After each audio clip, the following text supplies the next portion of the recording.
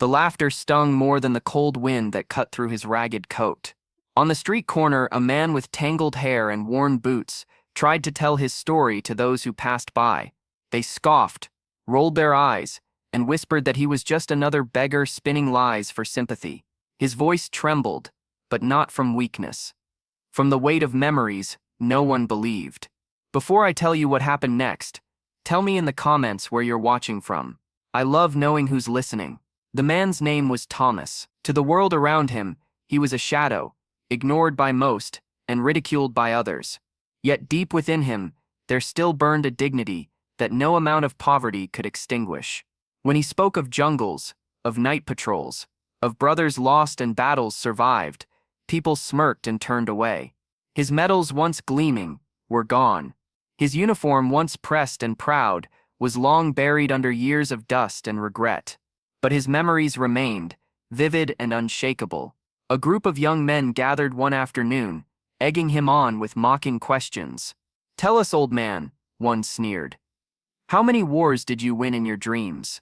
Their laughter echoed across the square. Thomas's hands tightened on his knees. He wanted to walk away, but his pride, though battered, refused to yield. So he lifted his chin and spoke anyway. His voice cracked, but his eyes held steady, as if daring them to keep mocking. And then, silence. The sound of boots on pavement broke through the jeers. A tall figure in a crisp uniform emerged from the crowd. A general, his chest heavy with ribbons, his presence commanding immediate respect. The mockers quieted, their smirks fading as the officer's gaze swept over them before settling on Thomas. The general froze. His eyes widened, not in disbelief, but in recognition. For a heartbeat, the busy square seemed to stand still. Then, with a voice firm yet thick with emotion, he spoke a single word that shattered the air. "Captain." Gasps rippled through the crowd. Heads turned. People whispered, "Captain." This man, the same man they had laughed at only moments before. Thomas blinked, unsure if he had heard correctly. But the general was already moving toward him, his hand outstretched in respect. "Captain Thomas Reynolds," he said louder now, so that every onlooker could hear. "You led men through fire when others would have fled. You saved lives, including mine." The square, moments ago filled with mockery, was now drowned in silence. The young men who had laughed dropped their eyes to the ground, shame pressing heavy on their shoulders. Strangers shifted uncomfortably, realizing the cruelty of their dismissal. For Thomas, the memories rushed back, the roar of gunfire, the weight of command, the sight of young soldiers depending on him. His voice faltered, but for the first time in years, it wasn't from despair, it was from the overwhelming recognition that he had not been forgotten, that his sacrifices still mattered.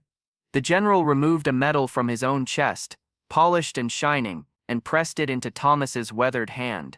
"You earned far more than this," he said, his voice breaking. "But let this remind you, we remember." Applause broke out, hesitant at first, then thunderous. Strangers stepped forward, offering hands, food, even quiet apologies. The man they once called a liar now stood taller than he had in decades, not because his clothes had changed, but because his honor had been restored. Because kindness doesn't vanish, it waits, and it finds its way back. And just like the wind that once cut through him, the crowd's laughter was gone, replaced with a warmth that lingered, reminding everyone that dignity can be buried, but never destroyed. If this story touched you, share your thoughts in the comments, and don't forget to subscribe. There are countless untold stories, like Thomas's, waiting to be heard, and together, we can make sure they're never forgotten.